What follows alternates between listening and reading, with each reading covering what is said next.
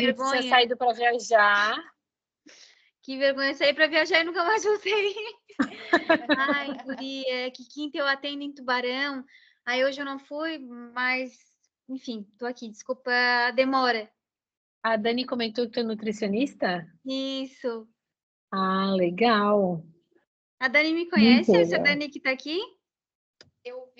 Eu sei porque tu é amiga da Carol, né? E às vezes a Isso. Carol posta que acho que ela postou que estava conhecendo o teu espaço, algo assim, e aí eu vi. Isso mesmo. Isso mesmo. E a Carol é cunhada da Dani.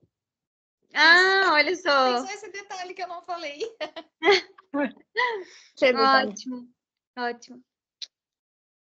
Então, bora lá, mulherada. Vamos estudar. Hoje o título do nosso estudo é Ele se importa com você. A gente entrou numa fase nova de estudo, a gente está estudando sobre sentimentos, sentimentos à luz da Bíblia e à luz da neurociência. Esse estudo que a gente começou foi a doutora Rosana Alves quem escreveu. A doutora Rosana Alves é uma neurocientista que, inclusive, recebeu um prêmio honorário do presidente dos Estados Unidos há uns 6 anos atrás, se eu não me engano, do Obama, porque ela é uma pessoa de destaque realmente, né, que faz a diferença. Enfim, muito legal, é uma pessoa muito cristã, muito cristã.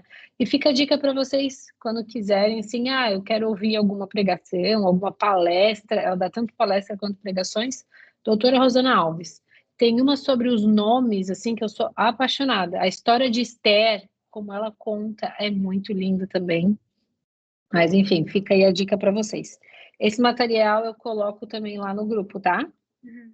E eu vou fazer igual eu faço com o nosso outro estudo do Apocalipse, que eu pego por aula e vou colocando. Acho que fica mais fácil, né, Dani? Para revisitar. Então, vamos começar.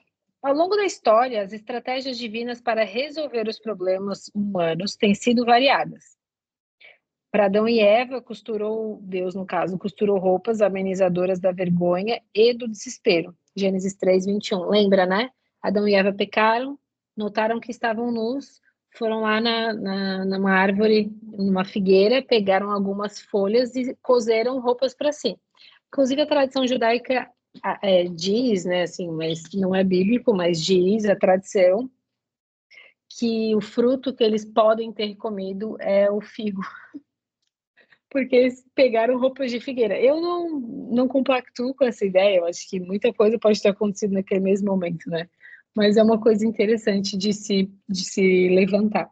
E aí eles costuraram aquela roupa ridícula de folha, que óbvio que não deu em nada, e Deus vai lá e costura para eles, então, uma roupa de pele, a pele do cordeiro esse que simbolizava Jesus que haveria de vir e foi sacrificado porque no dia que eles pecaram tinha que haver morte, né? Então tudo isso a gente já viu, estamos revisitando só para não se perder. Para acalmar o coração de Elias, apresentou-se na suave brisa. Elias estava com depressão e ele estava procurando a voz de Deus em algum lugar. Então, no vento forte, no furacão, na tempestade, Elias percebe que a voz de Deus, saúde, se encontra na brisa suave. Obrigada. Eu tenho um adolescente em casa, vocês viram, né? Para a desprezada samaritana, reservou tempo para uma conversa a sós. Oh, meu Deus, saúde de novo. Essa desprezada samaritana é aquela mulher, mulher samaritana, ou seja, morava em Samaria, que se encontrou com Jesus no horário de meio-dia no poço de Jacó.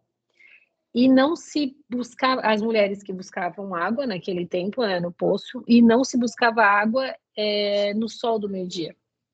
Se buscava de manhã bem cedinho, ou ao entardecer, muito antes deles, lógico, do sol se pôr, para não, enfim, toda a questão do movimento, né, porque a rua não tinha luz. E ela, de fato, era completamente desprezada. A história conta que as mulheres a desprezavam, os homens a desprezavam, ela já estava no 5º marido. E Jesus, como judeu, não conversaria com uma samaritana, mas ele escolhe ir para Samaria e parar naquele poço exatamente no horário do meio-dia, enquanto todos os discípulos entraram em Samaria procurando por comida e lugar para pousar. E ele vai e oferece água da vida para aquela mulher. Então, tempo de qualidade com aquela mulher samaritana. Para a rejeitada Maria Madalena, demonstrou simpatia e amor ao aceitar a oferta de gratidão. Oferta aquela que, quando Maria unge os pés de Jesus, lembra? Com um perfume nardo dentro de um frasco de alabastro, e ela chora copiosamente na casa de Simão, se eu não estou enganada, que era um homem que fazia parte da igreja, né? E ela está ali ajoelhada aos pés de Jesus, ungindo os pés de Jesus com perfume, com nardo, um perfume extremamente caro, e chorando também, e na hora de secar os pés de Jesus, ela seca com os próprios cabelos, né? Tem essa cena como é que fala, bem famosa. Assim, para as diferentes dores, existem diferentes remédios. Para as dores físicas, os mais variados tratamentos. Para as inquietudes da mente, inúmeras abordagens psicoterapêuticas.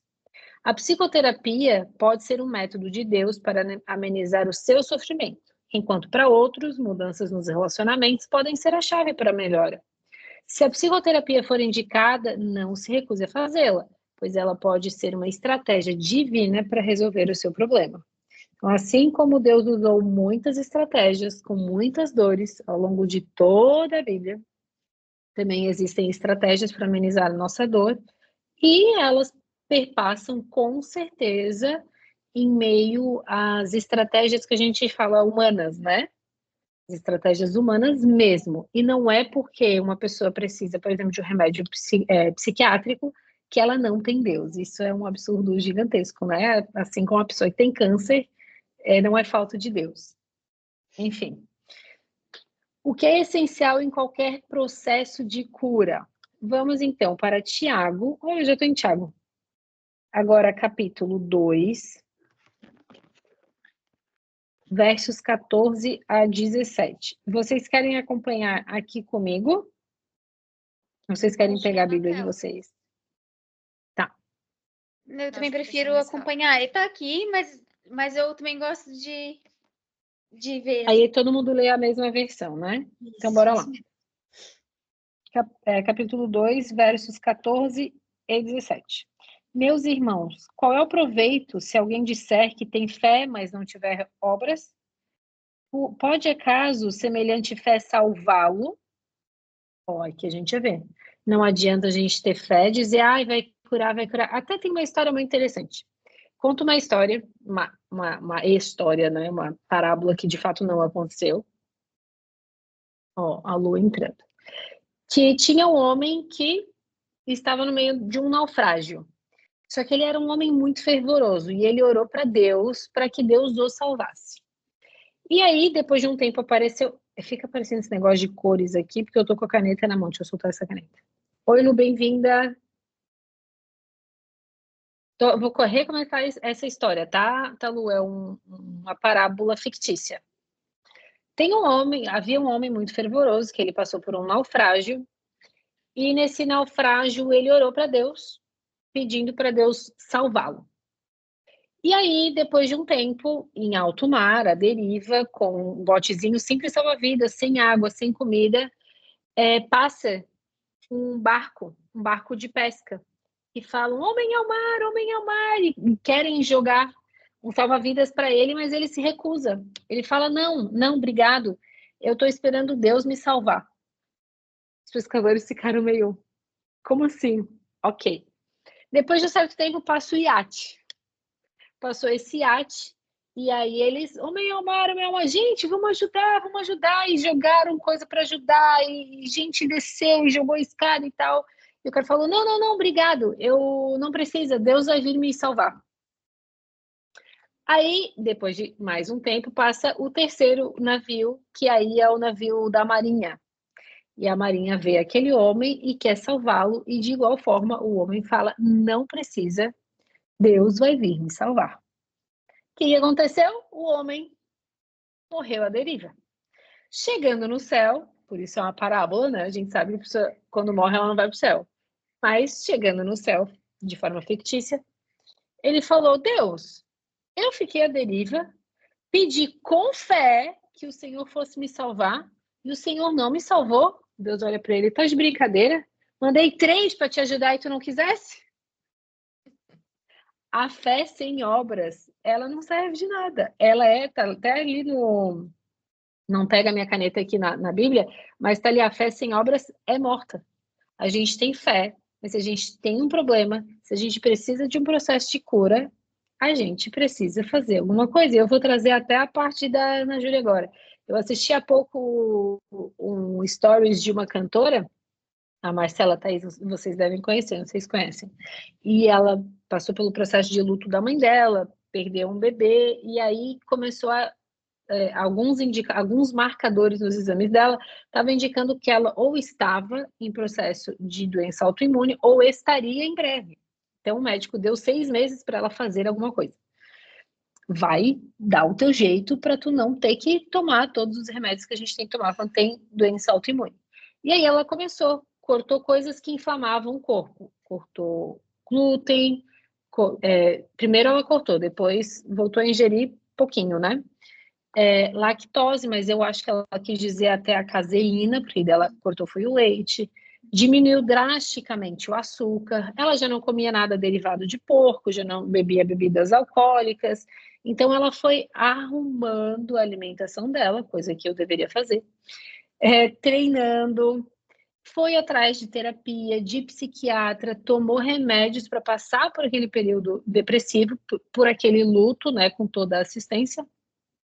Em 6 meses, ela passou por aquilo. A doença autoimune não venceu e ela ainda por cima conseguiu finalmente gestar o primeiro bebezinho dela. Eu acredito demais. Total. Então, a fé sem obras é morta. Não adianta. Ela ainda comentou uma coisa que eu achei... só que eu não vou lembrar a palavra dela totalmente, mas eu vou parafrasear. O esforço humano é o básico para o milagre acontecer. Então, tudo que está à nossa mão, a gente tem que fazer para então Deus vir com o impossível e levar o nosso esforço adiante, e aí sim, finalmente aconteceu o milagre, né? Lembra o povo de Israel, quando saiu do Egito? Para eles atravessarem o mar, eles tiveram que pisar. Naamã, para ser curado da lepra, ele teve que mergulhar 7 vezes. Para a mulher com fluxo intenso de sangue, ela teve que se enfiar no meio do povo e tocar nas vestes de Jesus. Então, para o nosso processo de cura começar, a gente precisa fazer alguma coisa. O outro verso 17. Assim também a fé, se não tiver obras por si só, está morta. E Eclesiastes, capítulo 9. Cadê você, Eclesiastes? Capítulo 9, verso 10. Salomão fala pra gente: tudo quanto tiver a mão para fazer, faze-o conforme as tuas forças, porque no além para onde tu vais não há obra, nem projetos, nem conhecimento, nem sabedoria. Então, o que é necessário em qualquer processo de cura? Alguém quer responder? As obras? Eu vou transcrever isso para fazer a minha parte. Que aí são as obras, né? O que eu preciso fazer? Preciso de um médico? Preciso de uma nutricionista? Preciso me relacionar, conversar melhor com meu marido? Preciso me afastar de pessoas tóxicas? Preciso tomar algum medicamento? O que eu preciso fazer? Então, fazer a minha parte. Aqui ela fala de novo, né? Se a psicoterapia for indicada, não se recuse a fazê-la. Eu recusei tanto tempo fazer psicoterapia. E agora eu voltei de vez, estou indo bonitinho. Pois mentira, essa terça-feira eu matei, mas eu tava muito mal. Terça que vem eu tô lá, mas já tô, acho que 3 meses fazendo sem parar. Pois ela pode ser uma estratégia divina para resolver o seu problema. Algum comentário até aqui? Então, bora lá. Concordando. Que bom. Mas se precisar discordar, também está aberto, vamos conversar. Devemos nos lembrar de que nas histórias bíblicas supracitadas, Deus utiliza de argumentação terapêutica para iniciar o processo de cura.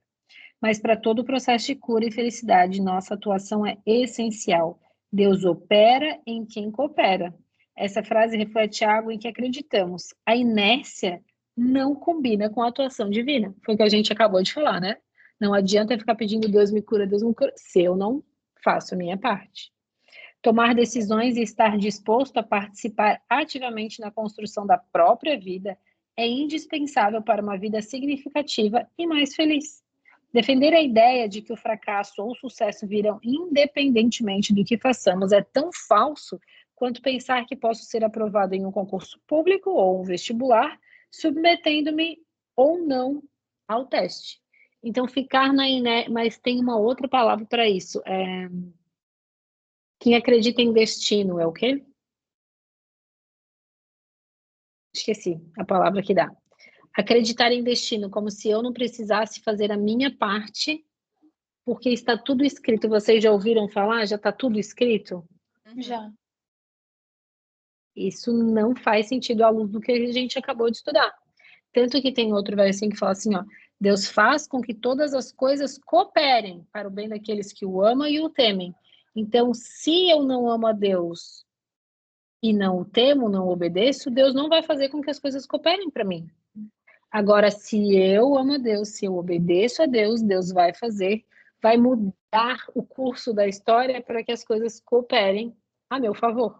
Ou melhor, a favor daquilo que Ele quer para mim. Isso não significa que Deus escreve, certo? Mas significa que Deus coopera, Deus instrui. Apesar de que Deus já sabe o fim desde o princípio. Isso não quer dizer que é Ele que designa, tá bom? E também nada acontece sem o qual é a palavra? Sem o consentimento divino. Mas isso não significa que a gente não tenha poder de escolhas. Isso é importante entender, muito importante. Vamos lá, de acordo com Deuteronômio 30, verso 19, e Josué 24:15, que atributo Deus concedeu aos seres humanos que não é encontrado nos animais? E aí eu tenho uma outra coisa para falar sobre isso, mas vamos primeiro no verso. Deuteronômio capítulo 30, verso 19, diz assim: Os céus e a terra tomo hoje por testemunhas contra ti, que te propus a vida e a morte, a bênção e a maldição. Escolhe, pois, a vida para que vivas, tu e a tua descendência. Deus nos deu o poder da escolha. Acabamos de falar sobre isso. Josué 24:15. Porém, se vos parece mal servir ao Senhor, escolhei hoje a quem servais, se aos deuses, ou a quem serviram vossos pais, que também do além do Eufrates, ou aos deuses dos amorreus, em cuja terra habitais, eu e a minha casa serviremos ao Senhor. Agora, essa pergunta não pode ficar parecendo para vocês, mas a gente também já estudou sobre isso, que os seres humanos e os animais são parentes. Tá? Não é porque a gente tem neném na barriga, porque a gente amamenta, porque a gente tem cabelo, que a gente é parente de animal. Aí tem uma história muito engraçada, mais uma história, eu adoro história, storyteller na veia. Conta uma história que um dia um menininho, assim, mais ou menos da idade do Davi, chegou para o pai e disse assim, pai, de onde é que eu vim? Como é que as pessoas foram inventadas, criadas? Aí o pai falou da teoria que ele acreditava na evolução. Filho, nós viemos do macaco e o macaco veio, sei lá, de uma ameba e tarará. Então nós viemos de uma ameba. A menina não ficou muito contente com aquela resposta e foi lá e perguntou para a mãe: ô Dani, ô mãe, de onde é que a gente veio? De onde é que o ser humano veio? Aí a mãe, a Dani, falou: Davi, a gente foi criado por Deus no sexto dia da criação. Deus usou as próprias mãos para criar Adão, se abaixou, soprou o fôlego de vida nas narinas, depois esculpiu Eva e tal. E ele assim, mas mãe, o pai disse que a gente veio da ameba. Daí a Dani olhou para ele e falou assim: meu filho, o pai fala da parte dele e da família. Seria bem possível uma resposta minha. Uhum. Ai, gente, então assim, como é que a gente sabe que Deus separou, tá? Toda vez que Deus terminava um processo criativo, ele falava, isso é bom. Então Deus fez a luz, isso é bom. Deus separou céus e águas, isso é bom. Deus fez a parte seca, relva, vegetação, praia, rio, mar, separou tudo, isso é bom. Sol, lua e estrelas, isso é bom. Os animais marinhos no 5º dia, as aves no céu, isso é bom. O 6º dia da criação, todos os animais da relva, os animais que andam sobre a terra, isso é bom. Toda vez que ele terminava o processo criativo, isso é bom. Aí ele vai lá, e sempre com a palavra, né? Deus fala e as coisas acontecem. E aí, igual a Dani explicou para Davi, Deus se abaixou, fez Adão, fez Eva e tal. Isso é muito bom. Então, o que separa? O isso é bom. A gente não é parente do bicho. A gente não é parente da planta. A gente não é parente da ameba. A gente é obra-prima criada pelas mãos de Deus, à sua imagem e semelhança. Mas vamos lá. E a sua imagem e semelhança, Deus nos deu também o livre arbítrio, poder de escolha. Quero servi-lo ou não quero servi-lo? Quero servir a Deus ou quero servir o capiroto? Engana-se aquele que acha que em cima do muro é terra de ninguém. Deus fala, antes fosse quente ou frio. Jesus fala em Apocalipse, agora não lembro qual é o capítulo, para a igreja de Laodiceia. Antes você seja quente ou fria, porque o morno será vomitado da minha boca. Então, em cima do muro é terreno do capiroto já. A gente tem que se atentar. Então, de acordo com o Deuteronômio e Josué, que atributo Deus concedeu aos seres humanos que não é encontrado nos animais? Livre-arbítrio? O livre-arbítrio. Arbítrio. Poder de escolha. Mas aí eu quero dar uma problematizada, porque sou dessa. Deus deu o livre-arbítrio pra gente. Tá falando aqui em Deuteronômio, Josué e vários outros versos. Deus nos deu poder de escolha. Mas vocês conhecem a história de Jonas e da baleia? Jonas era um pregador, então bora para a historinha preferida da Bíblia da minha filha. Vamos lá. Jonas é um pregador, ele era hebreu, dos reinos do norte, e Jonas odiava os ninivitas. Por quê? O rei da Assíria era o pior ser humano depois do capeta, quer dizer, capeta não é ser humano, né? O pior ser humano que existia na Terra. Para vocês terem noção, eles, assim, uma morte, uma pessoa que eu não gostei aqui, era por empalamento. Sabe empalamento? Você sabe que é cruz, né? Que tá cruz. Mas não é cruz, a cruz é assim. O empalamento é quando eles pegam a pessoa e colocam aqui, ó, por baixo da pessoa e sai lá em cima. E a pessoa fica pendurada com o poste por dentro dela. Esse era o rei da Síria. Uma pessoa de boa. Tranquila. Assim, o melhor amigo dele era o demoninho. E aí, eles usurpavam os reinos do norte de Israel. Eles perseguiam, eles pegavam toda a colheita, matavam as pessoas, enfim. Nesse momento também, Israel estava bem afastado de Deus, né? Não é esse momento de Josué aqui, mas quando Josué fala, vocês querem servir a Deus ou aos deuses? Então escolham. Primeira leva, escolheu Deus, mas depois eles foram se distanciando, porque Deus era um Deus invisível, Deus era um Deus que não tinha esposa, Deus era um Deus que não tinha um montão de filho, e os deuses pagãos, eles eram mais palatáveis, mais admiráveis. Então, os israelitas começaram a se paganizar. E aí, um belo dia, Deus chega para Jonas, que era um pregador, não, né? Também não sei se a Bíblia descreve ele como profeta no começo do livro, mas ele era um servo de Deus. E Deus falou assim, Jonas, eu quero que você vá até a grande cidade de Nínive e pregue para eles, porque o jeito que eles estão vivendo vai tudo morrer, não me agrada esse jeito que eles vivem. O que Jonas falou? Faz de brincadeira, né? O pior povinho que existe na face da terra tá lá, eles matam a galera aqui toda, eles usurpam a nossa terra, eu não vou? E aí, sabe o que ele faz? Ele corre pro porto e ele vai para o lado oposto. Em vez de ele ir para Nínive, que seria leste, ele pega um barco e vai para Tarsis, um barco que ia em direção a Tarsis, que hoje seria a Espanha. Então ele vai para oeste. literalmente para o lado contrário. E aí acontece que ele desceu pro convés ali do barco e dormiu.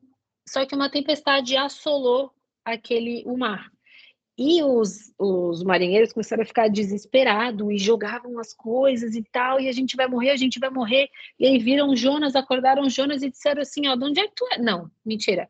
Vamos lançar sorte para ver quem que é o culpado disso aí. Aí tu vê, ó, Deus vai usar um joguinho de azar para indicar que é Jonas. E aí o joguinho de azar saiu lá que Jonas era o culpado. Eles falaram, meu filho, de onde é que tu és? De onde é que tu veio? Para onde é que tu vai? Quem que tu serve? Quem são teus pais? Ele fala, olha, eu sou hebreu, eu sirvo ao Deus de Israel, o Deus do céu, do mar e da terra. Sendo que os pagãos, eles tinham Deus para tudo. Tinham Deus para o céu, para o mar, para a terra, para o fogo, para a roupa, para o periquito, para o papagaio, para o cachorro, entendeu? Tinham Deus para tudo. Então, o Deus de Israel, o Deus de Jonas, ele estava falando que era o Deus soberano. Ai, por que tu está desobedecendo esse teu Deus? Imagina, ô idiota, se o teu Deus é assim poderoso, por que ele está desobedecendo? Ele, Deus mandou fazer uma coisa que eu não quis e tal, e tô fugindo. Tá, o que que a gente vai fazer para parar essa tempestade? Porque é o teu Deus que está nos assolando. Me joga do barco para fora. Eles pegaram Jonas, jogaram Jonas do mar para fora, e imediatamente cessou aquela tempestade. E aí eles pediram perdão para Deus, para o Deus de Jonas, e aí eu acho que o pessoal se converteu na marra, para que a morte e o sangue de Jonas não caísse sobre as mãos deles. Só que Deus, que gosta de uma história apoteótica para estar na Bíblia, ele manda um grande peixe, que a gente pode entender como se fosse uma baleia, e engole Jonas. E Jonas fica durante 3 dias e 3 noites na barriga da baleia sem ser digerido. E ali no fundo do mar, e Deus ainda dá oxigênio para ele, né? E ali no fundo do mar, ele tem um encontro com Deus e entende que Deus está mandando ele ir para lá. E Jonas é cuspido, baleia cospe Jonas, perto da costa, assim, ainda tinha um bom pedaço, se a gente olhar no mapa, tem um bom pedaço que ele ainda tinha que andar para chegar em Nínive. Lá ele prega durante 40 dias e 120 mil pessoas se convertem. Desde o rei, tomava café da manhã com o capiroto, até a pessoa mais humilde de toda aquela grande cidade. Eles se convertem, se arrependem, e Jonas fica muito bravo, porque ele sabia que Deus era misericordioso o suficiente para perdoar aquela gente toda.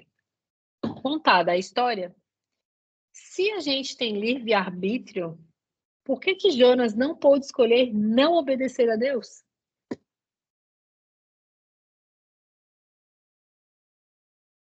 Falar com o papai. Já comeu sushi? Tava gostoso?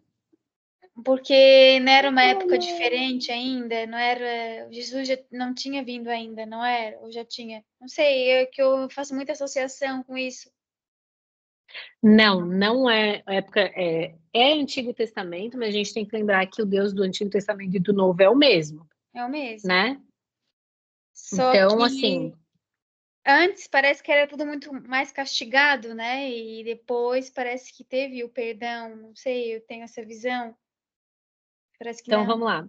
É uma bela de uma visão, mas vamos entender isso aí. No Antigo Testamento, a gente tem um Deus que manda matar cidades inteiras, e a gente tem esse mesmo Deus salvando 120 mil pessoas com o pior rei de todas as épocas e convertendo o coração dessas pessoas. A gente tem Deus falando para Davi que ele é amado, que ele foi escolhido no ventre da mãe dele. A gente tem um Deus que sacrifica o cordeiro e o próprio filho desde a fundação do mundo, quando Adão e Eva escolhem pecar, que era literalmente virar as costas para a árvore da vida. E a gente tem um Novo Testamento com Jesus que fala sim de amor, mas se a gente for, por exemplo, para Apocalipse, fala da ira do Cordeiro de Deus. Fala também. Eu quero. Você vai lá embaixo com o pai, que agora a mamãe está dando estudo bíblico. Não, você sabe que não pode assistir televisão de noite.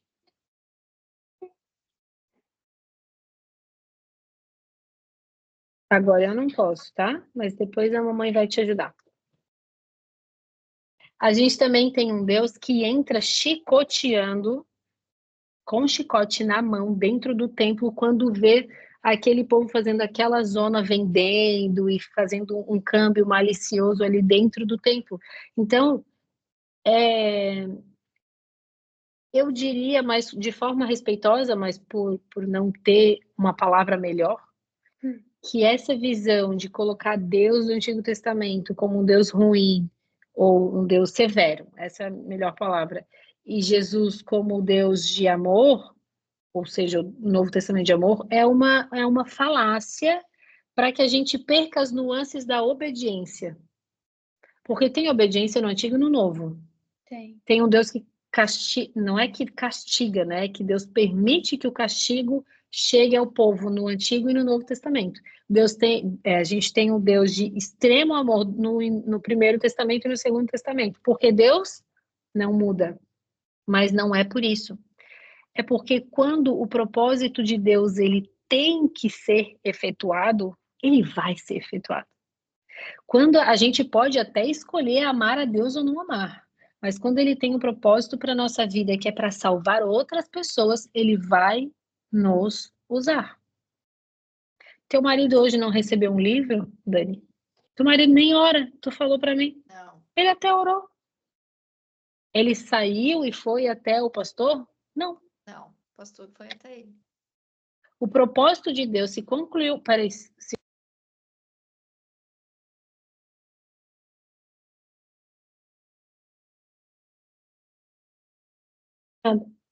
voltou do jiu-jitsu todo lanhado. Deus tem um propósito para se cumprir, ele vai cumprir o propósito através da nossa vida. É muito menos difícil se a gente estiver disposto, porque daí a gente não precisa ser jogado no mar, a gente não precisa ser engolido por um peixe, ficar fedido, fedorento, ficar 3 dias sem comer e beber no fundo do mar, não é mesmo? É muito mais fácil a gente seguir o propósito de Deus andando junto com Deus. Mas volto a falar, isso ele vai nos usar para salvar as pessoas. Ponto. Tem Mas uma volto a fala dizer. que diz que eu não lembro certinho, mas que é melhor ir por amor do que ir pela dor, né? É meio que um provérbio popular, né? Antes ir por amor do que pela dor, ou se não vem pelo amor, vem pela dor, é um provérbio popular. Se encaixa também nesse nosso contexto. E de fato é bem melhor ir porque eu quero do que, né? Vamos lá, mas agora vamos voltar para cá. O livre-arbítrio, né? A gente falou do livre-arbítrio. A gente já falou sobre o córtex pré-frontal no nosso primeiro estudo sobre esse livrinho aqui também, ó. Você sabia que o polo frontal lateral do córtex pré-frontal é responsável pelo planejamento estratégico e pela tomada de decisão? Ele, por exemplo, termina de ser formado por volta dos 25 anos, que é quando a gente começa a parar de ter aqueles impulsos de adolescente. A gente começa a planejar mais as coisas, o futuro, a gente começa assim, tá na hora de eu casar, a gente não vai chegar e comprar uma viagem multimilionária no cartão de crédito só porque tem limite, porque a gente sabe que depois vai ter que pagar. Começa a parar esses impulsos de adolescentes, claro, vai diminuindo com o tempo, né? Mas de fato eles praticamente cessam quando o nosso córtex pré-frontal ele termina de ser amadurecido. O polo frontal lateral do córtex pré-frontal existe única e exclusivamente no ser humano. Você acha que essa área é exclusiva do ser humano por acaso? Não. Ela foi meticulosamente construída para que tivéssemos a capacidade de decidir qual o melhor caminho a seguir. Que decisão vital precisamos tomar para seguir um processo de cura completo? Vamos para Salmos. O livro de Salmos, como a gente já falou, era um livro que nunca era lido nas sinagogas. Por quê, Dani? Porque era cantado. Ele era cantado, que os Salmos eram um livro tipo de Ó, a Inário, sabe? vantagem da aluna antiga. Era cantado, não era lido? Não, é cantado. Pode ver, geralmente em cima, abaixo do título, tem um mini subtítulo que diz assim, ó, Cântico de Davi com harpas e não sei o que, né, o cântico de não sei quem, sabe assim? Ele era cantado, era o nosso inário, tipo Só louvorzão. imagino cantar aquilo tudo, né? Pois é. Mas entra, cara, é verdade. Tem um vídeo da Israel com a Aline. Me ajuda a lembrar que depois eu procuro. Ela foi em uma sinagoga de judeu ortodoxo e em uma sinagoga de judeu que, se não me engano, falava em aramaico. E então, os dois leram o mesmo trecho do Salmo, um em hebraico e outro em aramaico. É muito legal de escutar. E assim, vamos combinar, né? Uma palavrinha em português desse tamanho, eles falam desse tamanho. E é muito engraçado. Aquilo ali era o louvorzão deles, tá, gente? Mas vamos lá. É Israel com Aline. Que decisão vital precisamos tomar para seguir em um processo de cura completo? Salmo 30, o Salmo de Davi, cântico da dedicação da casa.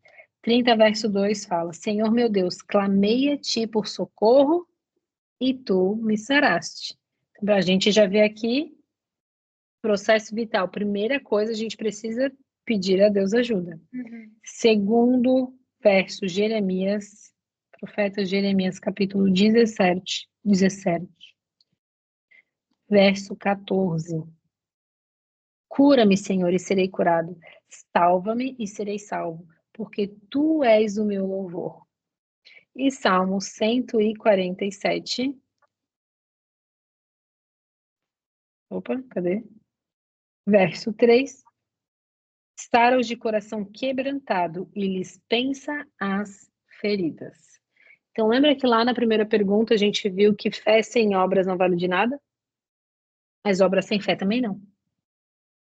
O processo de cura é mais demorado, vamos combinar? Então, a decisão vital que precisamos tomar para seguir um processo de cura completo, primeira coisa que a gente precisa é pedir auxílio.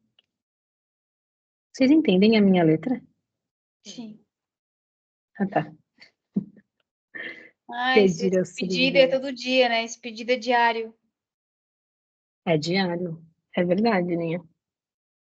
Isso é diário. Ainda mais nesse tempo louco que a gente tá vendo, né? É. Frank. Nossa participação na construção da nossa própria história não diminuiu, muito menos anula a necessidade que temos da atuação divina em cada detalhe de nossa vida. É o que a gente sempre fala, né? É menos difícil sofrer com Deus, né? É bem menos difícil. Eu vou até grifar essa parte aqui, que eu achei muito, muito bonita. Na construção da nossa própria história não diminui, a luta não vai e volta, que temos na atuação divina em cada detalhe da nossa história. Ele é o regente supremo, aquele que sabe o fim desde o princípio, é o que eu tinha falado. E, acima de tudo, é capaz de realizar todas as coisas em nosso favor. Eu vou até ver qual que é o verso, para vocês grifarem aí. De vez em quando eu falo dele. Peraí. Todas as coisas cooperam para o bem. É Romanos 8, 28. Pode salvar aí, anota num cantinho. Romanos 8, 28. Todas as coisas cooperam para o bem daqueles que amam a Deus e o temem. Tem uma versão que fala que Deus faz com que essa versão ela é mais parecida com o grego. Deus faz com que todas as coisas cooperem para o bem daqueles que o amam e o obedecem. Não somos nada sem a presença constante dele ao nosso lado, orientando e dirigindo os nossos passos. Como os problemas emocionais afetam as pessoas? Meu Deus, né? Isso a gente tá expert já. Vamos lá. Marcos, capítulo 10, verso 52. Agora uma de vocês vai ler. Vai, quem vai ler? 10, verso 52. Eu cheguei agora. Lê aí, Dani. Então Jesus lhe disse: Vai, a tua fé te salvou. E imediatamente tornou a ver e a seguir a Jesus estrada fora. Isso aí. Esse é a história do cego em Bartimeu. O cego em Bartimeu, ele estava na beira da estrada. Ele era indigente, né? Porque ele era cego, então ele não podia trabalhar. E aí ele ouviu dizer que Jesus passava por ali. E aí ele começa a gritar, Jesus, filho de Davi, tá ali, ó, tem misericórdia de mim.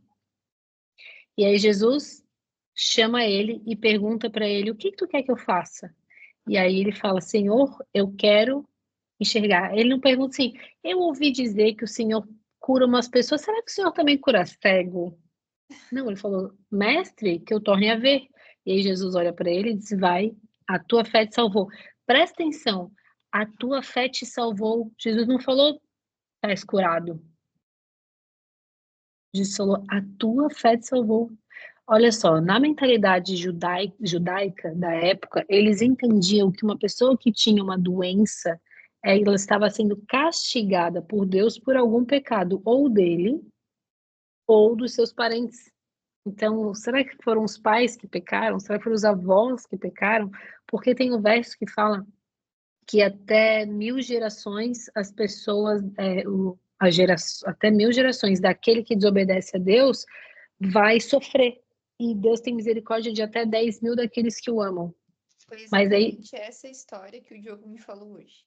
Exatamente. Que até por conta do pecado, que seriam dos parentes, ou da própria pessoa, enfim. Nossa. Isso mesmo. Daí Jesus vai lá, cospe na terra e faz uma laminha, né? Agora, olha só que interessante. Esse cego, Jesus fez uma lama e mandou ele se lavar no tanque de Siloé. Esse cego aqui, o Bartimeu, ele não mandou ele fazer nada, só disse assim, a tua fé te salvou. Apesar de que Jesus diz aqui no verso 49, para chamarem. Então, ele levantou e foi até Jesus. Jogou a capa dele e num salto foi ter com Jesus. E aí Jesus fala, tua fé te salvou. Jesus não fala, tá, então volta a ver. Mas no que ele acreditou que a fé dele tinha salvado ele daquilo que ele tinha de culpa no lombo, ele voltou a ver imediatamente e saiu, ó, saltitante, estrada fora. Como os problemas emocionais afetam as pessoas? Agora vamos ver João, capítulo 7, verso 38.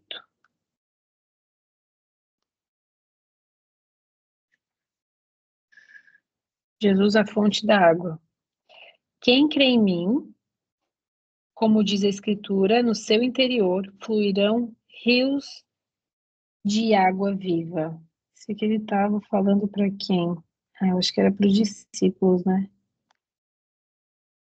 Os guardas mandados. Estava falando. Então vamos lá. Como os problemas emocionais afetam as pessoas? Quem crê em mim, como diz a Escritura, do seu interior fluirão rios de água viva. No outro, quando o ceguinho Bartimeu, ele crê em Jesus, ele é salvo e até mesmo volta a ver, né? 52. Então, o problema emocional, às vezes, ele nos cega. Ele não consegue, faz com que a gente não consiga enxergar as bênçãos, faz com que a gente não consiga enxergar que Jesus é a fonte da água viva, faz com que a gente não consiga enxergar, talvez, que Deus tem o poder de nos curar, ou que as pessoas que estão ao nosso redor, elas estão ali para nos ajudar. Não faz sentido? Total. Como é que eu posso escrever isso? Como os problemas emocionais afetam as pessoas? Colocar. Podem nos cegar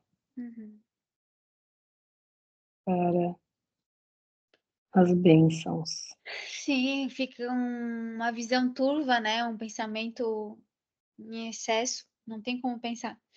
Eu tava vendo esses dias o filme 2012 e aí tem uma hora lá que, enfim, não é Buda, enfim, ele tem uma hora que o menininho chega e fala assim, ai, vô, tio, sei lá, a gente precisa sair daqui. Ele assim, ó, aí ele encheu uma xícara de chá e a xícara transbordou. Ele assim, ó, é isso que acontece quando a gente tá cheio de pensamento, a gente não acaba não ouvindo e não vendo, né, não pensando como a gente realmente deveria pensar.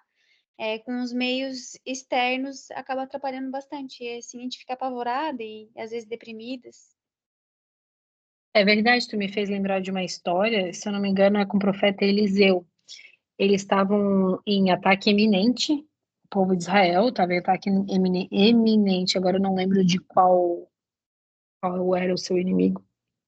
E aí eles estavam em cima de um morro e o ajudante de Eliseu estava do lado, um menino, né? Porque os estudantes eram sempre meninos, assim, no máximo adolescentes. E aí esse menino estava muito angustiado, estava muito, o que a gente chamaria hoje de ansioso.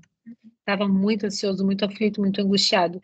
E aí Eliseu pede para que Deus abrisse, sabe, os olhos do menino, para que ele conseguisse, como a Ana Júlia falou, se limpasse essa visão turva dele, para que ele conseguisse enxergar que os que estavam com eles eram muito mais do que os que estavam no exército inimigo.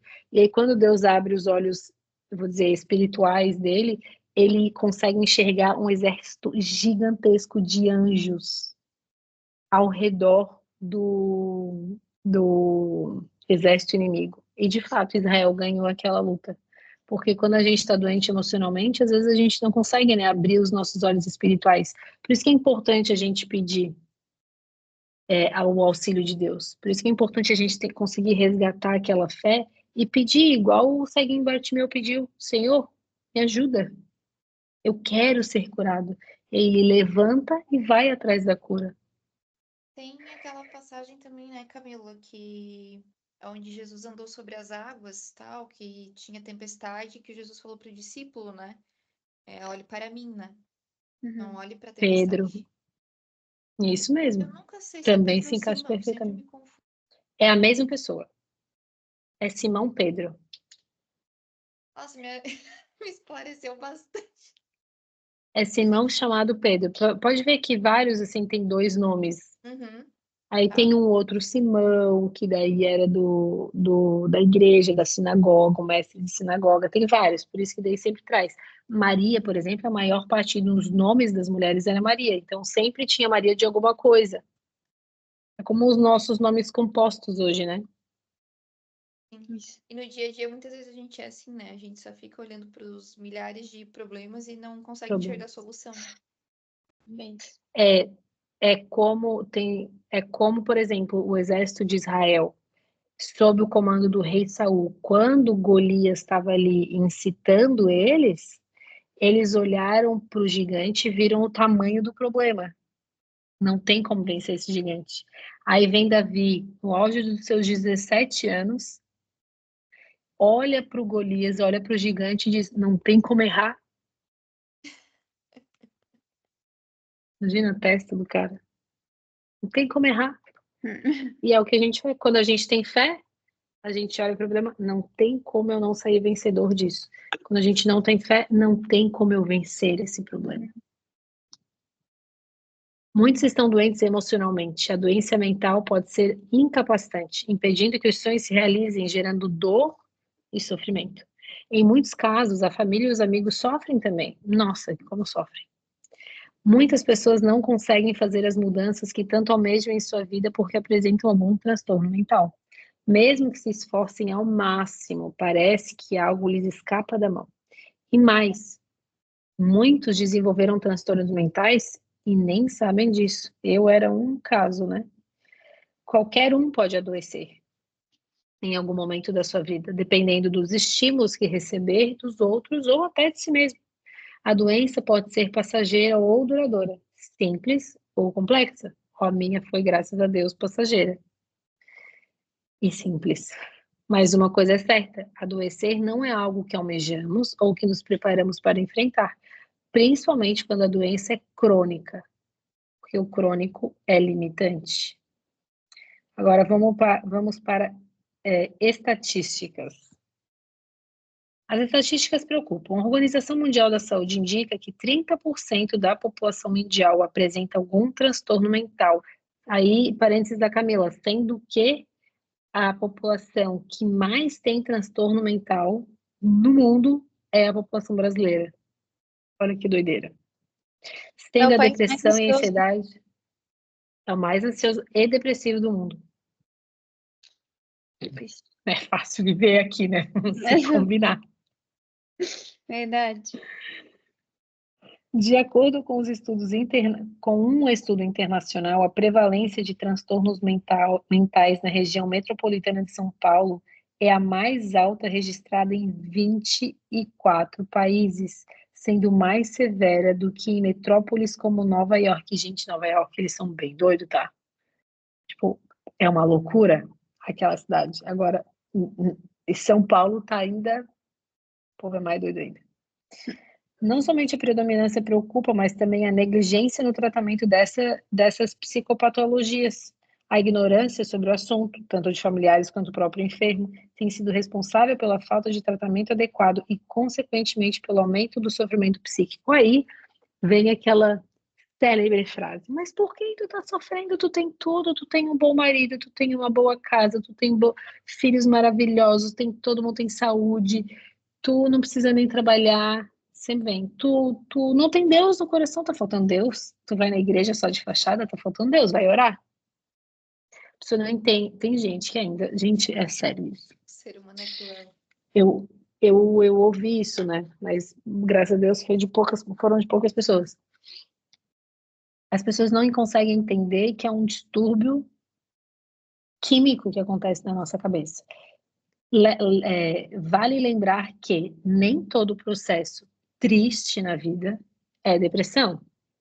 Óbvio, porque a nossa vida é feita de momentos felizes e momentos tristes, lutas e derrotas e vitórias. Então, assim, nem todo processo de tristeza é um processo depressivo. Mas, quando estamos em processo depressivo, durante o período depressivo, ou uma pessoa tem uma depressão crônica ou ansiedade patológica, é literalmente um distúrbio químico. Assim como um distúrbio químico nas nossas células causam câncer. Isso é muito sério. A gente tem que levar a doença mental muito, muito a sério. Até porque somatiza, né? Psicossomatiza. Quando eu tinha crises de ansiedade, parecia assim que tinha uma mão querendo me matar, sabe? Era uma sensação assim de falta de ar e uma vontade de... Parecia que tudo que tinha dentro de mim, não só comida, ia sair pela boca. É uma sensação muito louca. Psicossomatiza. Depois disso, eu consegui ter uma úlcera nervosa. Isso quando eu era mais nova. De tanto que eu vomitava, porque queria botar aquilo para fora. Uma úlcera nervosa, psicossomatiza. Então, a gente tem que sim que cuidar. E daí, finalmente, eu me tratei, né? E tamo aí. Tamo até gordinha, porque nunca mais vomitei. Devemos ter vergonha de ter problemas emocionais. E eu chamo de mentais, né? Mas, enfim, emocionais. Por quê? Vamos para Salmos. Salmos, capítulo 34, verso 19. Cadê? Passei direto. Ó, muitas são as aflições do justo, mas o Senhor de todas a livra. Ou livra. E aí vale lembrar também, né, que Deus não prometeu que a gente não andaria no vale da sombra da morte, mas que no vale da sombra da morte, Ele estaria com a gente. É verdade, tinha esquecido disso. Então, muitas são as aflições do justo, ainda mais no fim dos tempos, gente. Agora, o nosso fim dos tempos tá uma doideira. E vai ficar mais doido ainda. A Dani endoida comigo, falando essas coisas. Tu acha, Mas viu, que Dani, tá ali? no fim dos tempos? Ai, eu tenho certeza absoluta. Faltam coisas acontecerem, poucas coisas, né? E dia e hora, lógico que ninguém sabe, mas uma coisa, por exemplo, que nunca havia acontecido na história do mundo era qualquer evento global. Nunca aconteceu. A primeira vez foi a pandemia. A guerra mundial não foi mundial. As epidemias não foram não foram pandemias. Nunca afetou todos os países do mundo. A Covid-19 afetou tudo? Ah, mas tipo na época da peste negra, cólera, tudo isso não pegou o mundo inteiro? Não, eram partes da Europa, partes da África, partes da Ásia. Era regional. Nem as guerras mundiais foram o mundo inteiro. Brasil, Argentina, Chile, ninguém aqui se meteu no bagulho. Índia, a Índia, o país mais populoso do mundo. Nunca tinha acontecido Não, nada com a Índia junto. beleza, eu tô vendo teu ponto de vista, mas eu também tô caçando problemas também, tá? Eu tô pensando agora. Agora também a locomoção é diferente, né? Tipo, avião Claro. e avião por tudo. Antigamente não se tinha isso. Internet. Sim, informação. O dinheiro anda dentro da rede. Então agora tem inteligência artificial.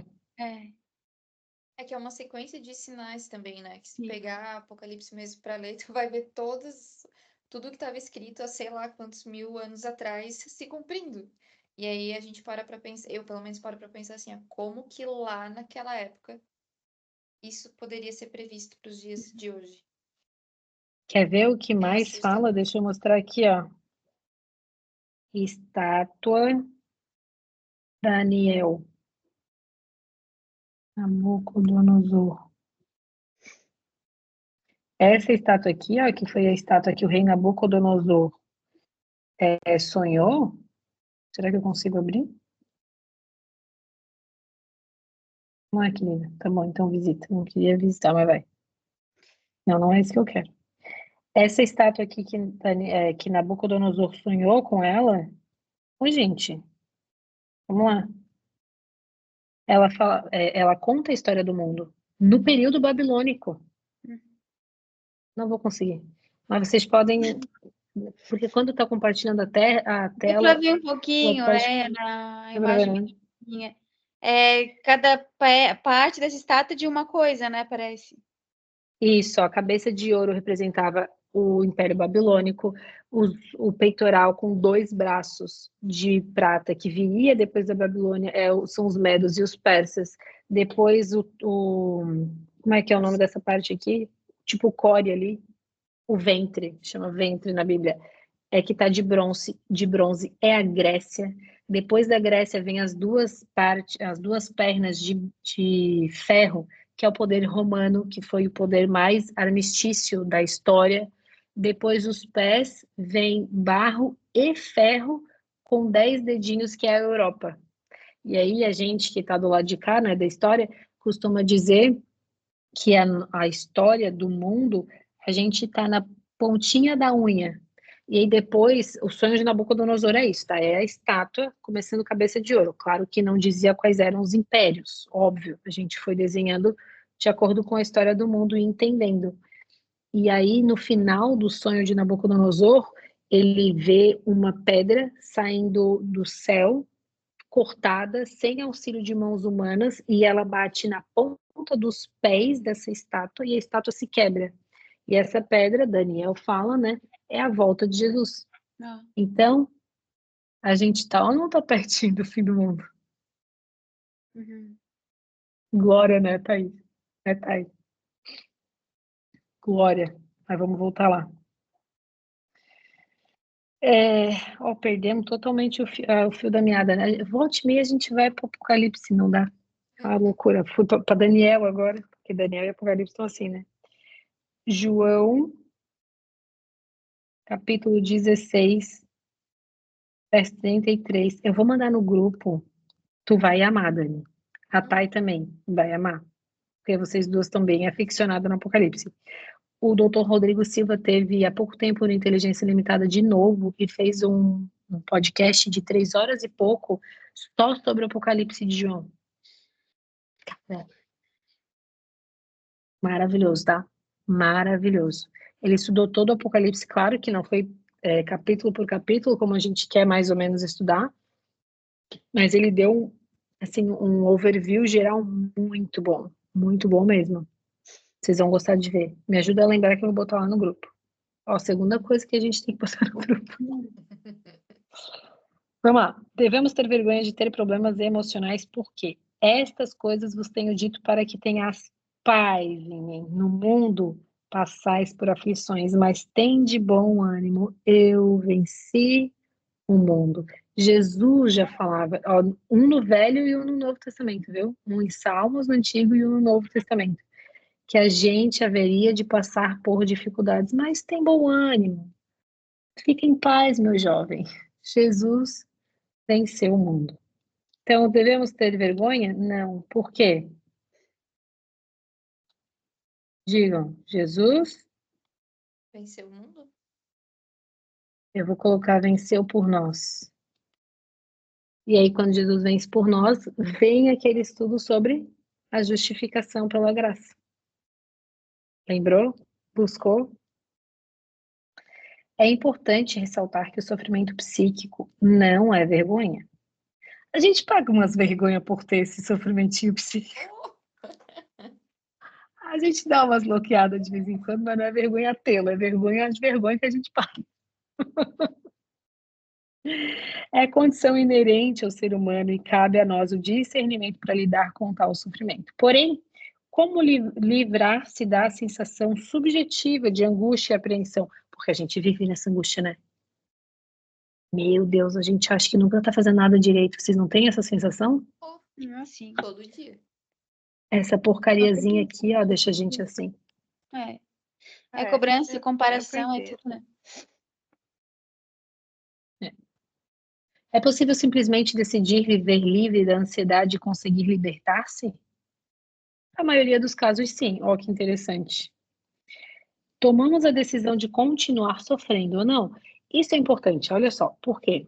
Existem duas coisas diferentes. Uma coisa são as emoções. Estamos falando de neurociência. Emoções são coisas inerentes ao ser humano.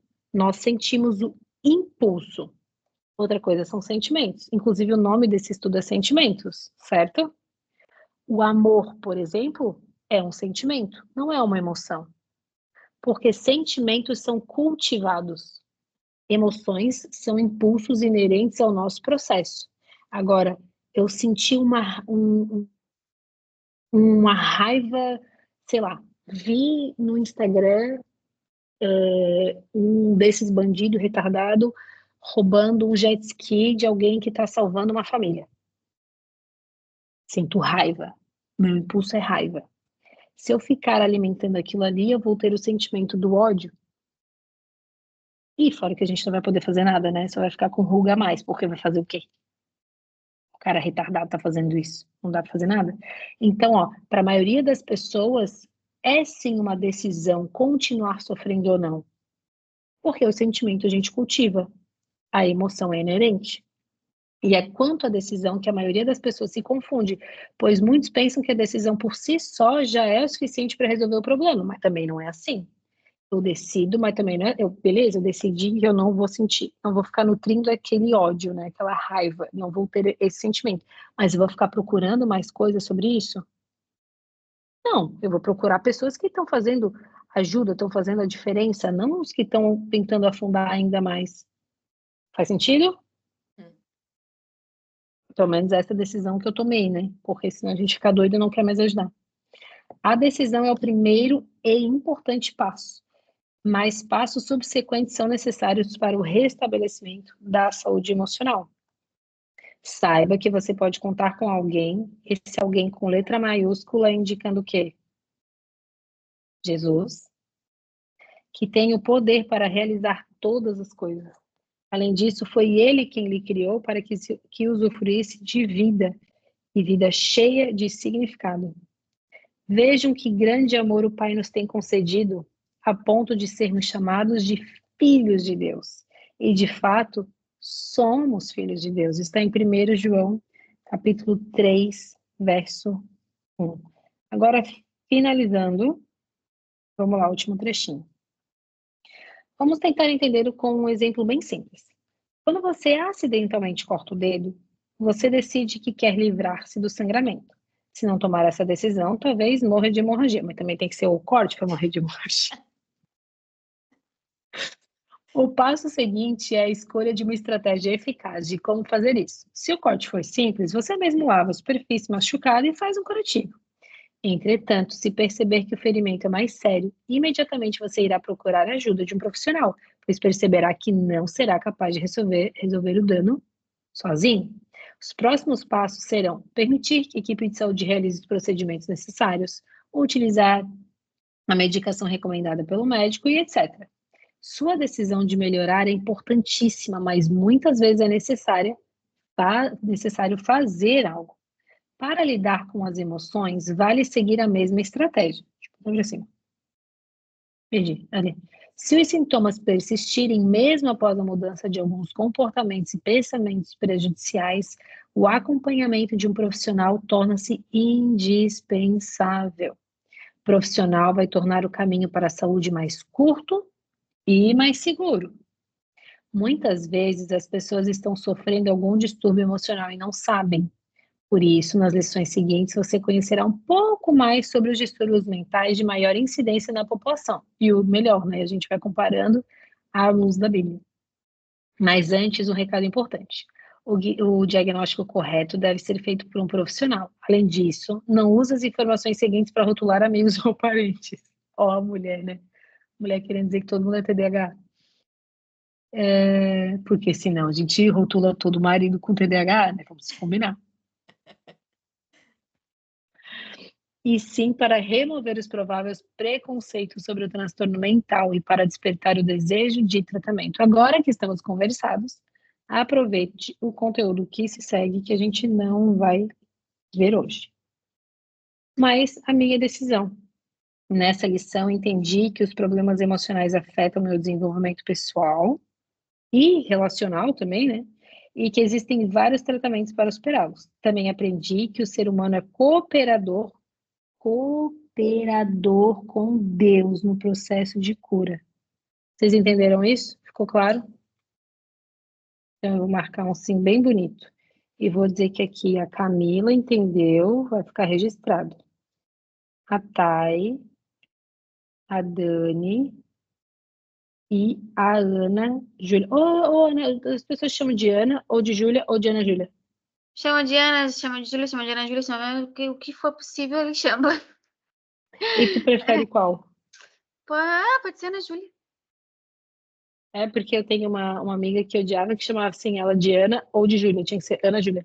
Não, eu gosto que chame, eu gosto dos 3 nomes. Assim, depende, se não for chamar para me pedir, deixa. Ai, não, tá ótimo. Ai, gente, muito bom. Tinha mais coisas que dava pra gente explorar, mas o horário não nos permite. Dessa vez eu fui mais breve, Dani, estou de parabéns. Estou super de parabéns, eu acho. Passou rápido. Sério? Ai, que bênção. Nossa, que bom, fico muito feliz. É bom. Passou rápido é porque foi bom. Isso. E aí, tem 3 programas do consultório de família que eu assisti sobre transtornos mentais que me abriram a mente de um jeito.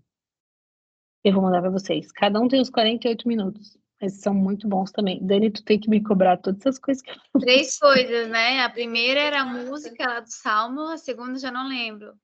A estátua? A estátua não, a estátua não. Apocalipse de 3 horas. Boa. Isso. Tá, peraí. A música Salmos cantado. Aí o podcast do Apocalipse. E o que eu falei agora? Consultório de família, né? Isso. Bastante chuva aqui em Bituba, não sei como é que tá aí. Sério? Não chegou aqui ainda. Não foi chuva bem gota. Putz. Porque vai esfriar, né? Vai. A chuva do sul tá vindo. Eu já vou, Camila, obrigada, tá? Obrigada aí. A gente já vai orar. Tu consegue orar desculpa, junto? perdão, não sabia. Desculpa, perdão. Calma, fica tranquila. Thay, tu que chegou, quer orar pra gente? Hoje eu vou passar. Tá, então eu vou finalizar com a oração. Vamos lá. Tá bom, Santo obrigada. e bom Deus, Paizinho querido, te agradecemos porque o Senhor nos deu fé, livre-arbítrio e nos deu todo um suporte para a gente percorrer o caminho do nosso processo de cura. Te agradecemos também por tantos estudos e coisas que nos abrem a mente e nos fazem enxergar que existe sim uma luz no fim do túnel e que o Senhor é essa luz. Te agradecemos porque o Senhor se dispõe a vir até nós e nos mostra que mesmo em um mundo cheio de aflições, o Senhor está sempre com a gente. Por isso, a gente pode ter paz e bom ânimo. Entregamos a nossa vida, cada uma de nós nas tuas mãos, também as pessoas que vão assistir depois esse estudo. Entregamos os nossos filhos, maridos, a nossa família nas tuas mãos. Pedimos que nos use também para confortar as pessoas ao nosso redor, especialmente as pessoas do Rio Grande do Sul que precisam de uma ajuda iminente também, e que o Senhor nos dê conforto e paz de espírito. Nos despeça, Paizinho, por favor, com uma boa noite de sono também. Nós te amamos muito, essas bênçãos são no teu nome, Jesus, que pedimos e agradecemos. Amém. Amém. Um beijo no coração de vocês. Obrigada. Nos vemos na próxima semana.